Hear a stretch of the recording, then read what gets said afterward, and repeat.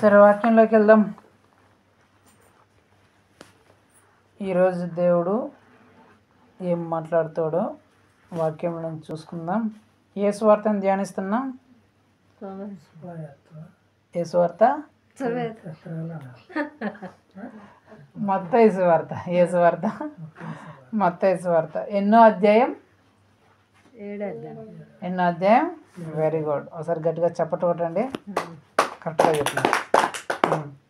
7వ అధ్యాయంలో నిన్న జరిగిన కుటుంబ ప్రార్థనలో దేని గురించి తెలుసుకున్నాం? నిన్న జరిగిన కుటుంబ ప్రార్థనలో దేని గురించి తెలుసుకున్నామంటే స్వర్గములోకి ఎవరు ప్రవేశిస్తారు అనే అంశం గురించి తెలుసుకున్నాం. స్వర్గంలోకి ఎవరు వెళ్తారు అనేది తెలుసుకున్నాం. ప్రతి ఒక్కరికి స్వర్గంలోకి వెళ్ళాలనే కోరిక కదా. నరకంలోకి ఎవరిని వెళ్ళాలని కోరుకుంటుందా? కోరిక ఉండదు. ప్రతి ఒక్కరికి చనిపోయిన తర్వాత నేను స్వర్గంలోనికి వెళ్ళాలి అనే ఆశ ఉంటుంది. అయితే ఆ స్వర్గంలోకి ఎవరు వెళ్తారు అనే అంశం గురించి నిన్న జరిగిన కుటుంబ ప్రార్థనలో దేవుడు మాట్లాడినాడు. ఒకవేళ మీరు అది వినకపోయింటే, ఆ కుటుంబ ప్రార్థన మీరు కలుసుకోకపోయింటే, మీకు తెలుసుకోవాలని ఆసక్తి ఉంటే, స్వర్గంలోకి ఎవరు వెళ్తారు అనేది మీకు తెలుసుకోవాలని ఆసక్తి ఉంటే గ్రూప్లో వీడియో అప్లోడ్ చేస్తున్నాం కాబట్టి ఆ వీడియోలో చూసి తెలుసుకొని స్వర్గంలోకి ఎవరు ప్రవేశిస్తారు, నేను ప్రవేశిస్తానా ప్రవేశించనా, నా కుటుంబం ప్రవేశిస్తుందా ప్రవేశించదా, నా భర్త భార్య నా పిల్లలు ప్రవేశిస్తారా ప్రవేశించరా అనేది మీరు ఆ వీడియోలో చూసి తెలుసుకోవాలి. సరేనా? ఒకవేళ మీరు కానీ మీ కుటుంబ సభ్యులను ప్రవేశించే వాళ్ళైతే మంచిది. ఒకవేళ ఆ వీడియోని చూసిన తర్వాత అయ్యో మేము కానీ నా భర్త ప్రవేశించడేమో, నా భార్య ప్రవేశించడేమో, నా పిల్లలు ప్రవేశించడేమో అనే మీకు అనుమానం ఏదైనా ఉంటే ప్రవేశించాలంటే ఏం చేయాలి అనేది ఆ వీడియోలో కూడా దేవుడు చెప్పినాడు. కాబట్టి అలాగా మనం మార్చుకొని ప్రతి ఒక్కరూ స్వర్గంలోకి ప్రవేశించడానికి చూడాలి. సరేనా? ప్రయత్నం కాదు, ఖచ్చితంగా ప్రతి ఒక్కరూ స్వర్గంలోనే ప్రవేశించాలి. కాబట్టి ఒకవేళ మీరు వినకపోయింటే, మీరు రాకపోయింటే ఆ వీడియోలో చూసి స్వర్గంలోకి ఎవరు ప్రవేశిస్తారు, స్వర్గంలో ప్రవేశించాలంటే ఏం చేయాలి అనేది మీరు ఆ వీడియోని చూసి తెలుసుకోండి. సరేనా? సరే, ఈరోజు వాక్యాన్ని చూసుకుందాం. మత్తయి సువార్త 7వ అధ్యాయం 22వ వచనం నేను చదువుతాను, మీరు వినండి. ఆ దినమందు అనేకులు నన్ను చూచి ప్రభువా ప్రభువా మేము నీ నామమును ప్రవచింపలేదా, నీ నామమును దయ్యములు వెళ్ళగొట్టలేదా, నీ నామమును అనేక అద్భుతములు చేయలేదా అని చెప్పుదురు. అప్పుడు నేను మిమ్మల్ని ఎన్నడూ ఎరుగును, అక్రమం చేయువారులారా నా యొద్ద నుండి పొండని వారితో చెప్పుదును. ఇక్కడ దేవుడు ఏం చెప్తున్నాడంటే, ఒకరోజు వస్తుందంట, ఆ రోజులో యేసు ప్రభు దగ్గర అందరూ నిలబడతారంట. నిలబడిన తర్వాత అక్కడ ఉన్న వాళ్ళు చెప్తారంట, యేసయ్య ఏంటి యేసయ్య నువ్వు మమ్మల్ని నీ బిడ్డలు కాదంటున్నావు, నీ శిష్యులను కాదంటున్నావు, నేను నమ్ముకున్న వాళ్ళని కాదంటున్నావు, ఏంది యేసయ్య? మేము ప్రార్థన చేస్తే స్వస్థతలు జరిగినాయి కదా, మేము ప్రార్థన చేస్తే అద్భుతాలు జరిగినాయి కదా, మేము ప్రార్థన చేస్తే దయ్యములు పోయాయి కదా, యేసు ప్రభు నామంలో ఇలా స్వస్థత కలుగును కాక, ఈ జ్వరం పోవును కాక అని మేము ప్రార్థన చేస్తే జ్వరం పోయిందే, యేసు ప్రభు నామంలో ఈ వ్యక్తికి ఈ కష్టం ఈ బాధ తీరిపోవును అని మేము ప్రార్థన చేస్తే ఆ కష్టం ఆ బాధ తీరిపోయింది, యేసు ప్రభు నామంలో ఈ వ్యక్తికున్న ఈ దయ్యము ఈ సాతాను శక్తి ఈ అపవాది మంత్రములు పోవును అంటే ఆ దయ్యాలు పోయినాయి కదా ప్రభువా, మరి నువ్వేంటి నా బిడ్డలను కాదు అంటున్నావంటే, యేసు ప్రభు అంటే మీరు నా బిడ్డలే కాదు పోండి అన్నాడంట. నా యొద్ద నుండి పక్కకు పోండి, మీరు అసలు నా బిడ్డలే కాదు అని అంటున్నాడంట. ఇప్పుడు అక్కడ నిలబడిన వాళ్ళు యేసు ప్రభుతో మాట్లాడేవాళ్ళు ప్రార్థన చేసేవాళ్ళు కాదంటే ప్రార్థన చేసేవాళ్ళే. ఎవరు? యేసు ప్రభుతో ఎవరైతే ఈ మాటలు చెప్తున్నారో, ప్రభువా నీ నామంలో మేము దయ్యములు వెళ్ళగొట్టామయ్యా, స్వస్థపరిచామయ్యా, బాగు చేశామయ్యా అని ఎవరైతే చెప్తున్నారో వీళ్ళు ప్రార్థన చేసేవాళ్ళు కాదా అంటే ప్రార్థన చేసేవాళ్ళే. వీళ్ళు ప్రార్థన చేస్తే అద్భుతాలు జరగలేదంటే అద్భుతాలు జరిగినాయి. వీళ్ళు ప్రార్థన చేస్తే దయ్యములు వెళ్ళిపోలేదంటే దయ్యములు వెళ్ళిపోయినాయి. వీళ్ళు ప్రార్థన చేస్తే వ్యాధులు బాగోలేదంటే వ్యాధులు బాగయ్యాయి. వీళ్ళు ప్రార్థన చేసి రాబోయే ఈ సమయంలో, ఈ నెలలో, ఈ సంవత్సరం ఇలా జరగబోతుందని ఏదైనా వాళ్ళు చెప్తే అలా జరిగిందంట. కానీ వీళ్ళని చూసి యేసుప్రభు ఏంటంటే పక్కపోండి, మీరు అసలు నా బిడ్డలే కాదు, నా యుద్ధనండి, వెళ్ళిపోండి, మీరు బిడ్డలే కాదు అంటున్నానంట. అన్యజనులను ప్రార్థన చేయని వాళ్ళను, ప్రార్థన చేస్తే అద్భుతాలు జరగని వాళ్ళను చూసి చెప్పట్లా. ఎవరిని చూసి చెప్తున్నాడు? ప్రార్థన చేసే వాళ్ళనే. వాళ్ళు ప్రార్థన చేస్తే అద్భుతాలే జరుగుతాయంట. వాళ్ళు ప్రార్థన చేస్తే దయ్యంలే పోతాయంట. వాళ్ళు ప్రార్థన చేస్తే స్వస్థతలు, ఎలాంటి రోగమైనా సరే చిటుకులో బాగా అయిపోతుందంట. ఈరోజు ప్రార్థన చేస్తే పొద్దునకంతా రోగం పోయిందంట. ఎంత పెద్ద దయ్యంతో వచ్చిన వాళ్ళైనా సరే యేసు ప్రభు నామములో ప్రార్థన చేస్తే దయ్యం విడిచిపెట్టి వెళ్ళిపోతుందంట. ఎంత కష్టంలో ఇబ్బందులు వచ్చినా సరే ఈ ప్రార్థన చేసేదో ఈ నెల, వచ్చే నెల, ఈ సమయానికి, ఇలాంటి వచ్చే సంవత్సరం ఈ సమయానికి ఇది జరుగుతుంది చూడు అంటే ఖచ్చితంగా అలా జరుగుతుందంట.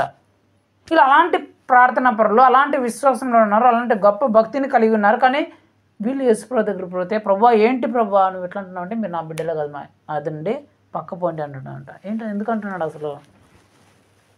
ఒకవేళ వీళ్ళు పాపం పనులు చేసే వాళ్ళైతే, వీళ్ళు ప్రార్థన చేయని వాళ్ళైతే,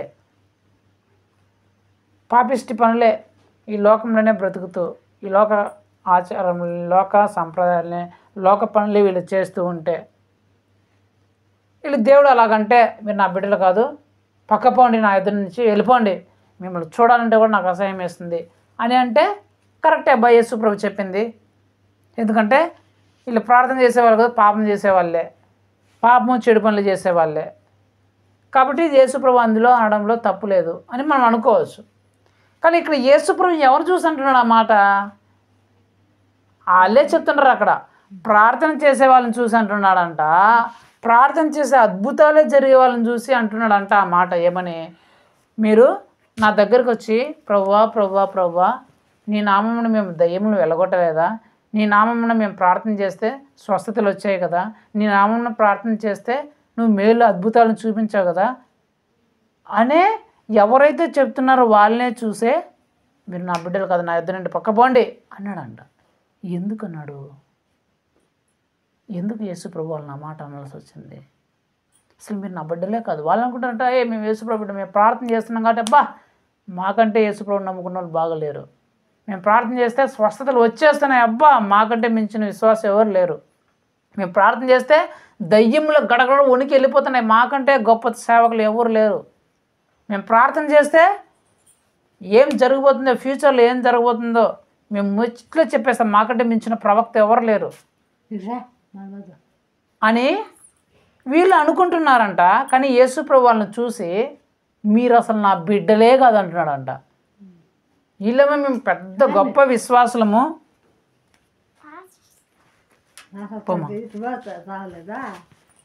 మేమేమో పెద్ద గొప్ప విశ్వాసులము, పెద్ద పాస్టర్లము, పెద్ద ప్రవక్తలము, మంచి మంచి వాళ్ళము, మేము గొప్ప దైవభక్తి ఉన్న వాళ్ళము, అందరికంటే ఆత్మీయ స్థితిలో బాగున్న వాళ్ళము అని వీళ్ళు అనుకుంటుంటే, వీళ్ళని చూసి యేసు ప్రభు ఒకే మాట అంటారు, మీరు అసలు నా బిడ్డలే కాదంటున్నాడు. ఒకే మాట, మేము బిడ్డలే కాదు, మీరు పక్క వెళ్ళిపోండి నా ఇద్దరి నుంచి అంటున్నాడంట. ఎందుకు అనాల్సి వచ్చింది ఆ మాట? ప్రార్థన చేస్తాను, పాపాలు చేస్తాను, ఎందుకు ఆ మాట అనాల్సి వచ్చింది? యేసు ప్రభు ఎందుకు ఆ మాట అన్నాడు? ఇది ప్రార్థన చేస్తున్నారు కదా, మీరు ప్రార్థన చేస్తే గొప్ప కార్యాలు జరుగుతున్నాయి కదా, అద్భుతాలు జరుగుతున్నాయి కదా, కానీ యేసు ప్రభు వాళ్ళని చూసి మీరు అసలు నా బిడ్డలే కాదు అని అంటున్నాడంట. ఎందుకు అంటున్నాడు ఆ మాట అంటే అక్కడే ఉంది, అక్కడే ఉంది. ఏమనుందంటే చదువుతాను చూడండి. అప్పుడు నేను మిమ్మల్ని ఎన్నడూ ఎరుగును, మీరెవరో నాకు తెలియదు అంటున్నాడు. ఒకే మాట, యేసుప్రభు మీరెవరో అసలు నాకు తెలియదు. వీళ్ళేమో యేసుప్రభు నామంలో ప్రార్థన చేస్తేనే అద్భుతాలు జరిగినాయి. అదేంటి ప్రభా నువ్వేంటే నేనెవరో తెలియదు అంటావు, అసలు మిమ్మల్ని అసలు నేను చూడలేదు అంటావు అని అంటుంటే, యేసుప్రభు నీ పేరుని పెట్టే కదా అయ్యా మేము ప్రార్థన చేస్తే వాళ్ళ వ్యాధులు బాగా అయిపోయినాయి, మా రోగాలు బాగా అయిపోయినాయి, నీ పేరుని బట్టే కదయ్యా మేము ప్రార్థన చేస్తే వాళ్ళకి దయ్యాలు పోయినాయి, నీ పేరుని బట్టే కదయ్యా మేము ప్రార్థన చేస్తే వాళ్ళకి మంచి జరిగింది, మేలు జరిగింది, వాళ్ళకి అట్లా జరిగింది అని వీళ్ళు అంటుంటే, మీరు అసలు ఎవరో కూడా నాకు తెలియదు అంటున్నాడు. ఒకే మాట. ఎందుకు ఆ మాట అంటున్నాడంటే చూడండి అక్కడ, అక్రమము చేయువారులారా ఏంటట, ఎందుకు యేసు ప్రభు వాళ్ళని అలాగన్నాడంటే వాళ్ళు ఎలాంటి వాళ్ళంట, అక్రమము చేస్తున్న వాళ్ళంట. ప్రార్థన చేస్తున్నారు, భక్తిపరులే, విశ్వాసులే, అన్నీ ఉన్నాలే, యేసుక్రీస్తుని నమ్మిన వాళ్ళే, విశ్వాసులే, కానీ వీళ్ళు ఉన్నది ఏంటి, అక్రమము ఉందంట. ఏంటి అక్రమము ఎవరిలో అయితే ఉంటుందో, మేబీ వాళ్ళు ప్రార్థన చేస్తే ఇతరులకి మేలు జరగచ్చు, వాళ్ళు ప్రార్థన చేస్తే స్వస్థతలు జరగచ్చు, వాళ్ళు ప్రార్థన చేస్తే అద్భుతాలు జరగచ్చు, వాళ్ళు ప్రార్థన చేస్తే దయ్యాలు వెళ్ళిపోవచ్చు. అంత మాత్రాన వాళ్ళు యేసు ప్రభు వాళ్ళని చూసి మెచ్చుకోడంట. ఆహా వీళ్ళు నా మంచి బిడ్డలు, వీళ్ళు నా మంచి బిడ్డలు, కరెక్ట్ రాను కూర్చో, వీళ్ళు నా బిడ్డలు, నా విశ్వాసాలను యేసు ప్రభు చూసి చెప్పడంట. ఇప్పుడు ఎవరిలో అయితే అక్రమము ఉంటుందో, అది విశ్వాసైనా అవిశ్వాసైనా, విశ్వాసైనా పాస్టర్ అయినా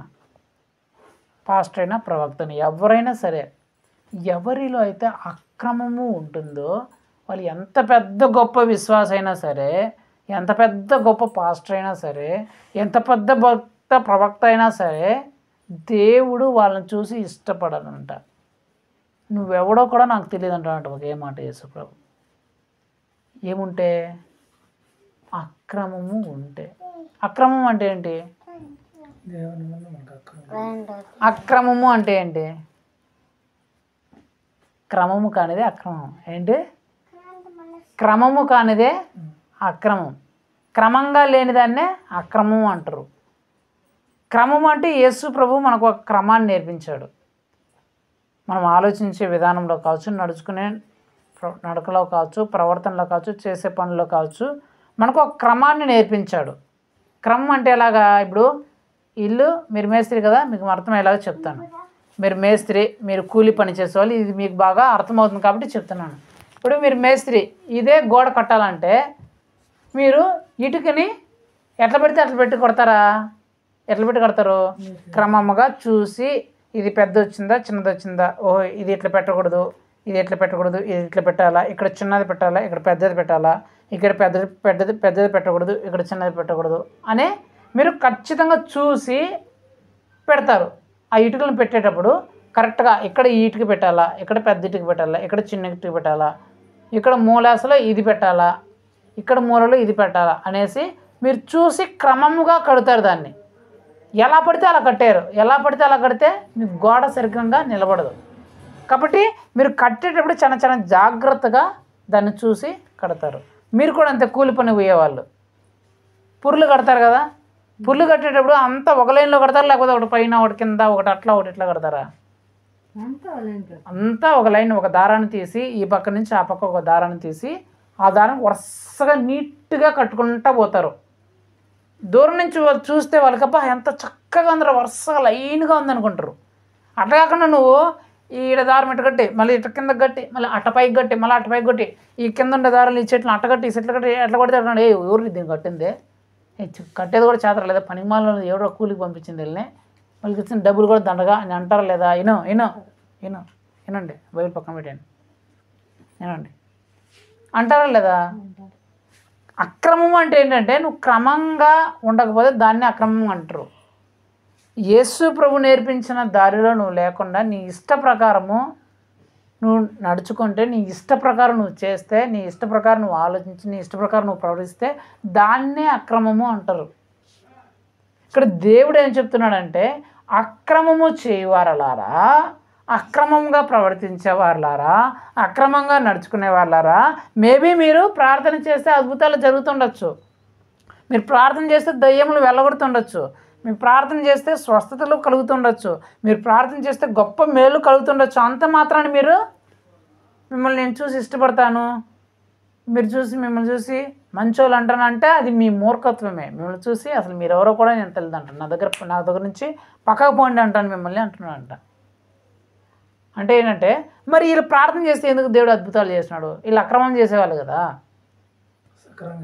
వీళ్ళు అక్రమంగా ప్రవర్తించేవాళ్ళు, మరి వీళ్ళు ప్రార్థన చేస్తే ఎందుకు అద్భుతాలు జరిగాయి, ఎందుకు ప్రార్థన చేస్తే మేలు జరిగాయి, ఎందుకు ప్రార్థన చేస్తే దయ్యాలు వెలగొట్టబడ్డాయి అంటే ఒకటే రీజన్, వాళ్ళు ప్రార్థన చేస్తే దయ్యాలు వెళ్ళిపోవడానికి, వాళ్ళు ప్రార్థన చేస్తే మేలు జరగడానికి, వాళ్ళు ప్రార్థన చేస్తే స్వస్థత రావడానికి కారణం ఏంటంటే, ఎవరు ప్రార్థన చేసినా సరే అక్కడ ఎవరి పేరుని పెట్టి ప్రార్థన చేస్తున్నారు?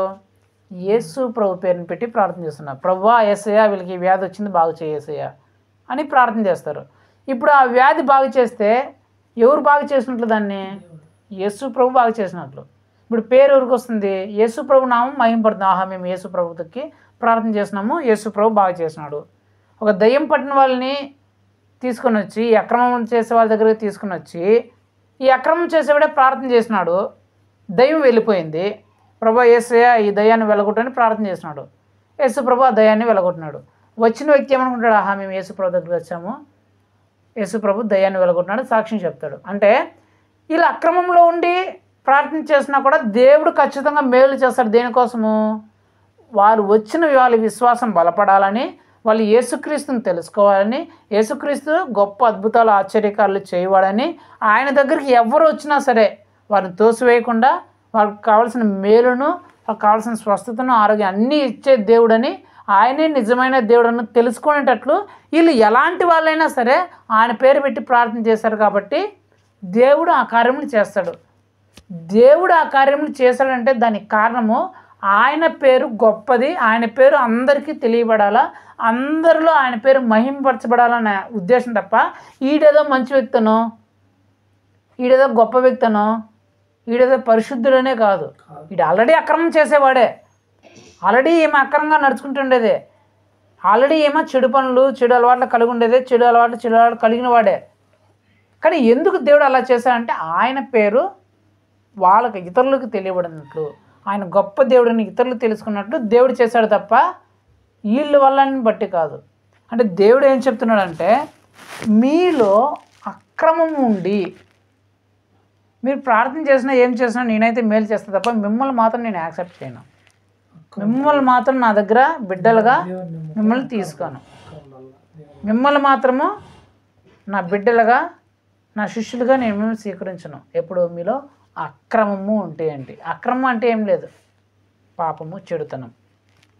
మీరు చెడుతనంలో ఉండి ప్రార్థన చేసినా, మీరు పాపిష్టి పనులు చేసి ప్రార్థన చేస్తున్నా, ఆ ప్రార్థనలకి జవాబులు వచ్చి అలా కార్యములు అయితే జరుగుతాయి తప్ప మిమ్మల్ని అయితే నా బిడ్డలుగా నేను యాక్సెప్ట్ చేయను.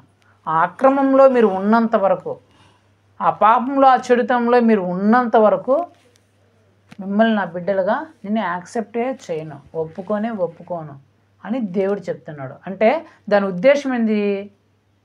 మనము ఖచ్చితంగా ఈ అక్రమాన్ని కలిగి ఉండకూడదు. ఈ అక్రమాన్ని మన జీవితంలో మనం కలిగి ఉంటే మనం ఎలాంటి వాళ్ళైనా సరే, విశ్వాస అయినా సరే, సేవకుడైనా సరే, ప్రవక్త అయినా సరే, మరి ఎవరైనా సరే దేవుని దృష్టిలో ఇష్టడుగా ఉండడు. దేవుడు మెచ్చుకునే వ్యక్తిగా అస్సలు ఉండరు. దేవుడు మెచ్చుకునే వ్యక్తిగా ఉండకపోతే, దేవుని దృష్టిలో ఇష్టడుగా ఉండకపోతే ఖచ్చితంగా నాశనము వెనకంటే పరిగెత్తుకుంటూ వస్తుంది. అది మాత్రం ఖచ్చితం.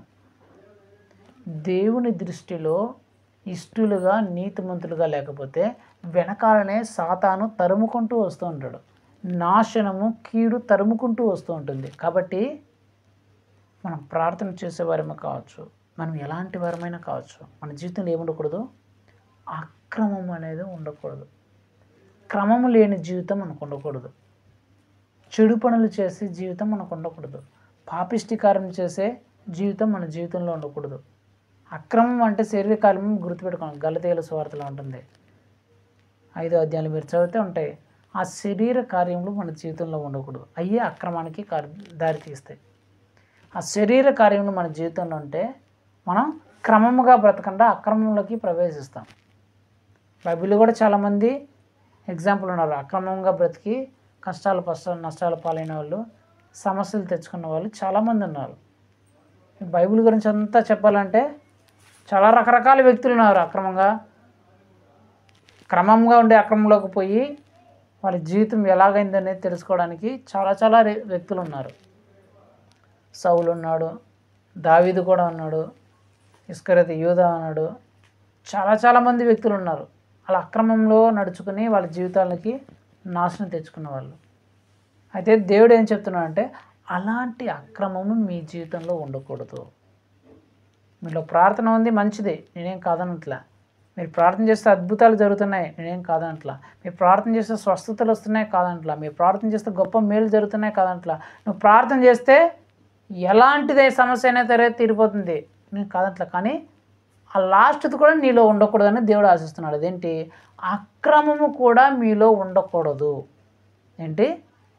ఆ అక్రమము కూడా మీలో ఉండకూడదు. అంటే యేసు ప్రభు మనల్ని చూస్తే ఒక్క చిన్న లోపాన్ని కూడా మనలో ఎత్తి చూపించకూడదు. ఒక చిన్న తప్పును కూడా మనలో దేవుడు ఎత్తి చూపించకుండా మనం బ్రతకాల. చాలామంది చిన్నపిల్లలు, పెద్దవాళ్ళు ఎవరైనా ఏదో చెప్పడే నువ్వు అట్లా చేస్తాను ఇట్లా చేస్తాను చెప్తారు, చెప్పరా? చిన్నపిల్లలకే తెలుసు అంటే యేసు ప్రభు తెలియదా? చిన్నపిల్లలకే తెలుసు అంటే యేసు ప్రభు తెలియకుండా ఉంటుందా? మరి యేసు ప్రభు అట్లా ఎత్తి చూపించకూడదు. నీలో ఇది ఉంది అనే మాట యేసు ప్రభు చెప్పకూడదు. ఒకవేళ యేసు ప్రభు చెప్పాడంటే నువ్వు వెంటనే దాన్ని విడిచిపెట్టేయాలి. అయ్యో యేసు ప్రభు ఈ మాట చెప్పినాడు, ఈ అక్రమం నాలో ఉందా, ఈ చెడుతనం నాలో ఉందా, ఈ దుర్మార్గం నాలో ఉందా, ఈ కీడు నాలో ఉంది, ఈ అన్యాయం నాలో ఉందా, ఈ శరీర కార్యం నాలో ఉందా, అయ్యో నేను తొలగించుకోవాలని చెప్పేసి దేవుని పాదసంలోకి వచ్చిన యేసయ్యా నాకు సహాయం తెచ్చాను ప్రభా, ఈ చెడుతనాన్ని ఈ శరీరకాన్ని నేను విడిచిపెడుతున్నాను యేసయ్యా అని దేవుని సన్నిధిలో తీర్మానం తీసుకొని దాన్ని విడిచిపెట్టేయాలి. దాని జోలికి మనం పోకూడదు. దాని జోలికి పోయినామంటే దేవుడు అదే చెప్తాడు, నువ్వు నాకు ఇష్టడువే కాదు అన్నాడు. ఒకే మాట దేవుడు. సౌలు రాజుగా చేసినాడు, క్రమంగా బ్రతకలా. సౌలు అక్రమంగా బ్రతికినాడు. ఏం చేసినాడు? నువ్వు ఇష్టడే కాదు, నీ ప్లేస్లో నాకు ఇష్టమైనవన్నీ నేను అనుకుంటున్నాను. ఒకే మాట. సౌలుని తప్పించేసి దావీదుని ఎంచుకున్నాడు. ఇస్కరేతు యూదా అక్రమం చేసి ఏమయ్యాడు? యేసుప్రభుని అమ్ముకున్నాడు, అక్రమం చేసినాడు. ఏమయ్యాడు? పొట్ట పగిలి చచ్చాడు. ఇస్కరేతు యూదా ప్లేస్లో వేరొక అతను వచ్చాడు. ఇలాగా అక్రమము అనేది మన జీవితంలో ఎట్టి పరిస్థితుల్లోనూ ఉండకూడదు.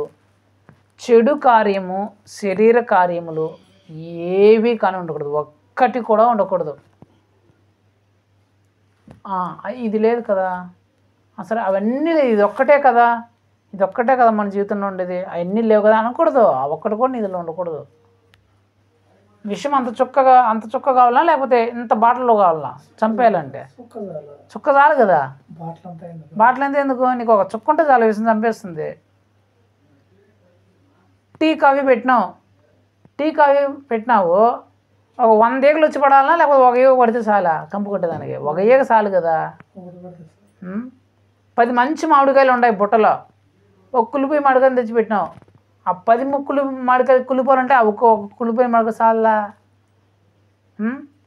నీ జీవితంలో మీలో ఏమీ లేకపోవచ్చు, కానీ ఒకటి ఉంటే చాలు, నువ్వు మొత్తం చెడు చేస్తుంది. విషయంలాగా మరి నేను చంపేస్తుంది, నిన్ను కుళ్ళిపోయేలాగా చేస్తుంది, నేను కంపు కొట్టేలాగా చేస్తుంది. ఒక్కటి చాలు నీ జీవితాన్ని విషంలాగా మార్చే చంపేయడానికి, నీ జీవితాన్ని కంపు కొట్టేలాగా చేయడానికి, నీ జీవితాన్ని కుళ్ళిపోయేలాగా చేయడానికి ఒక్కటి చాలు. శరీర కార్యం, ఒక్క శరీర కార్యం ఉన్నా చాలు, ఒక్క అక్రమం ఉన్నా చాలు. అందుకే దేవుడు చెప్తున్నాడు, ఈ అక్రమం ఉండే వాళ్ళని చూసి దేవుడు మీరు నా బిడ్డలే కాదయ్యా, మీరెవరో కూడా నాకు తెలియదు అంటున్నారంట. వీళ్ళేమనుకుంటారు, ఓహో నేను ప్రార్థన చేస్తున్నాను, అబ్బా భలే అద్భుతాలు జరిగిపోతున్నాయి. ఒక పక్క అక్రమాలు చేస్తున్నారు, ఒక పక్క శరీర కార్యములు చేస్తున్నారు, ఒకప్పుడు అలాంటి చెడు పనులు ఉన్నాయి, కానీ ప్రార్థన చేస్తుంటే గొప్ప మేలు జరుగుతుంటే వీళ్ళేమనుకుంటారు, అబ్బా నేను మంచి విశ్వాసం, నేను మంచి భక్తి పరురాలని, నేను గొప్పని, అబ్బాయి దేవునిలో నేను బలి ఉన్నాను, అందుకే నేను ప్రార్థన చేస్తుంటే అద్భుతాలు అక్షరకాలు ఇచ్చా అనుకుంటున్నాడు అంతే. కానీ అక్రమ కార్యాలు ఉన్నాయి, తప్పుడు చేస్తులు, చెడు పనులు ఇవన్నీ ఉన్నాయి, అన్నీ పెట్టుకొని వీడు ప్రార్థన చేస్తున్నాడు. ప్రార్థన చేస్తుంటే దేవుడు ఆయన నా మహిమ కోసం అవి చేస్తున్నాడు తప్ప వీడు ప్రార్థన చేశాడని కాదు. ఈడేమనుకుంటున్నాడు, ఏమేమనుకుంటుంది, నేను మంచి భక్తిపరులను, మంచి విశ్వాసరాలని, ఆహా ఓహో అని ఏమనుకుంటుంది. కానీ చివరిలో దేవుడు ఏమంటాడు, నిన్నే నేను అసలు కూడా చూడలేదు అంటాడు. ఒకే మాట. అర్థమైందా? కాబట్టి మనలో ఏముండకూడదు, అక్రమము ఉండకూడదు. దేవుడు మనల్ని చూసి ఇష్టపడాలి అంటే, దేవుడు ఇతను నాకు తెలుసు, ఏమో నాకు తెలుసు అని చెప్పాలి అంటే దేవుడు మనల్ని అంగీకరించాలంటే మనలో అక్రమము ఉండకూడదు. దేవుడు నా యొద్ద నువ్వు ఉండు అని చెప్పాలంటే మనలో అక్రమం ఉండకూడదు. మనలో అక్రమం ఉంటే దేవుడు నువ్వెవడో నాకు తెలియదు అంటాడు. మనలో అక్రమం ఉంటే దేవుడు నా యుద్ధం ఉండదు వెళ్ళిపో అంటాడు ఒకే మాట. ఆయన దగ్గర ఉండే వెళ్ళకపోతే ఇంకేడ పోయేది, అడిగిపోతాం. ఆడిపోదాం. ఆయన దగ్గర కాకుండా ఇంకెక్కడ పోయే ప్లేస్ ఇంకెక్కడ ఉంది? ఏ ప్లేస్ ఉంది? ఏ ప్లేస్ ఉంది? ఒక ప్లేస్ ఉంది. ఏంది? ఆయన దగ్గర కాకుండా ఇంకో దగ్గరికి వెళ్ళే ప్లేస్ ఒకటే ఒకటి, నరకం. నా యొద్ద ఉండొద్దు నువ్వు వెళ్ళిపోయినాడంటే ఇంకొక ప్లేస్ ఎక్కడంటే అది అంటే ఇండైరెక్ట్ దేవుడు ఎక్కడ పోమంటున్నాడు? నరకానికి పో అంటున్నాడు ఒకే మాట. నా యొద్ద ఉండొద్దు వెళ్ళిపోయినాడంటే ఇంక నువ్వు నరకంలో పోవాలని ఇండైరెక్ట్ దేవుడు చెప్పేస్తున్నాడు. కాబట్టి మనలో ఏ చిన్న ఒక్క అక్రమం కూడా లేకుండా, ఏ శరీర కార్యం లేకుండా మనం చాలా జాగ్రత్త పడాలి. యేసు ప్రభు మనం చూసి నువ్వెవరో నాకు తెలియదు అనే చెప్పించుకునే వారిగా మనం ఉండకూడదు. నా యొద్ద ఉండద్దు నువ్వు వెళ్ళిపో, ఎవరో కూడా నాకు తెలియదు అని చెప్పించుకునేవారుగా మనం ఉండకూడదు. మనం ఎలా ఉండాలంట? ఇతడు నా కుమారుడు, ఈమె నా కుమార్తె, నేను మిక్కిలిగా ప్రేమిస్తున్న కుమారుడు, నేను ఎంతగానో ప్రేమిస్తున్న కుమార్తె, నా హృదయానుసారుడు, నా హృదయానుసారాలు, నాకు ఇష్టడైన కుమారుడు, నాకు ఇష్టడైన కుమార్తె, నేను మిక్కిలిగా ప్రేమించున్న కుమారుడు, నేను మిక్కిలిగా ప్రేమించున్న కుమార్తె అని చెప్పాలంట. ఇంకా ఏం చెప్పాలా? నువ్వు నిత్యము నా యొద్ద నిల్చుండము, నా పక్కన నీకు సింహాసనం వేస్తాను కూర్చో అని దేవుడు చెప్పాలంట. నా ముందర నువ్వు కూర్చో, నా నీతిని నీకు ఇస్తున్నాను అని చెప్పాలంట. అలాంటి మనం సంపాదించుకునే వారిగా మనం ఉండాలి తప్ప నువ్వెవరో నాకు తెలియదు వెళ్ళిపో, నువ్వు అసలు నా యొద్ద నుండే ఉండదు నువ్వు వెళ్ళిపో అని చెప్పించుకునే వారిగా మనం ఉండకూడదు. అలా మనం ఉండకూడదు అంటే మనలో ఏమి ఉండకూడదు? ప్రార్థన ఉండకూడదా? ప్రార్థన ఉండాలా, చర్చికి రావడం ఉండాలా, ఆరాధన ఉండాలి, ఆత్మీయత ఉండాలి. వీటన్నిటితో పాటు అక్రమము ఉండకూడదు, శరీర కార్యములు ఉండకూడదు. అందుకే దేవుడు చెప్తుండేమండి, నేను పరిశుద్ధులను కనుక మీరు కూడా పరిశుద్ధులై ఉండండి. నేను పరిశుద్ధుని కనుక మీరు కూడా పరిశుద్ధుల్లాగానే ఉండాలా, అపవిత్రులాగా మీరు ఉండకూడదు అని దేవుడు చెప్తున్నాడు. కాబట్టి మనం కూడా యేసయ్యా నేను కూడా నాయన ప్రార్థన చేస్తున్నాను, చర్చికి వస్తున్నాను, సంఘానికి వస్తున్నాను, కుటుంబ ప్రార్థనలో ఉంటున్నాను, అన్నీ చేస్తున్నాను, వాక్యం చదువుతున్నాను, బైబిల్ చదువుతున్నాను, వాక్యం ఉంటున్నాను, అన్నీ చేస్తున్నాను. అయితే ఆ అక్రమం కూడా నాలో ఉండకూడదయ్యా. ఈ అక్రమం నాలో ఉందేమో, ఈ ఒక్క చెడు కార్యం నా జీవితంలో ఉందేమో, నీకు నచ్చని ఈ కార్యం, ఈ పని, ఈ ఆలోచన నా జీవితంలో ఉందేమో ప్రభా, దాన్ని కూడా తీసేయండి ప్రభా. నీవు నన్ను చూసినప్పుడు నేను మచ్చ డాగు ముడతలేని వాని వల్లే కనిపించాలయ్యా. ఏ చిన్న లోపం కూడా నాలో ఉండకూడదయ్యా. నీవు నన్ను చూసినప్పుడు ఇతడు నా ప్రియ కుమారుడు, నా ప్రియ కుమార్తె, నేను మిక్కిలిగా ప్రేమిస్తున్న కుమారుడు, మిక్కిలిగా ప్రేమిస్తున్న కుమార్తె, నేను ప్రాణం పెట్టి కొనుక్కున్న కుమారుడు కుమార్తె అని నువ్వు చెప్పేవాడిగా నేను ఉండాలా. నిత్యము నా యొద్ద నివసించము అని చెప్పి బిడ్డగా నేను ఉండాలి తప్ప నువ్వెవరో నాకు తెలియదు, నా యొద్ద ఉండద్దు వెళ్ళిపో అనే బిడ్డగా నేను ఉండకున్నట్లు ప్రభా.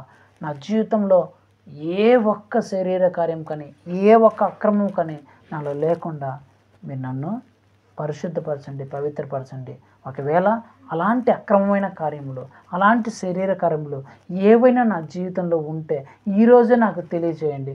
తెలియజేసి వాటిని నేను మీ సన్నిధిలో ఒప్పుకొని ఇకపై ఎన్నడూ చేయను అని మీ దగ్గర తీర్మానం తీసుకొని ఆ కార్యాన్ని విడిచిపెట్టేటకు మీరు నాకు సహాయం దయచేయండి.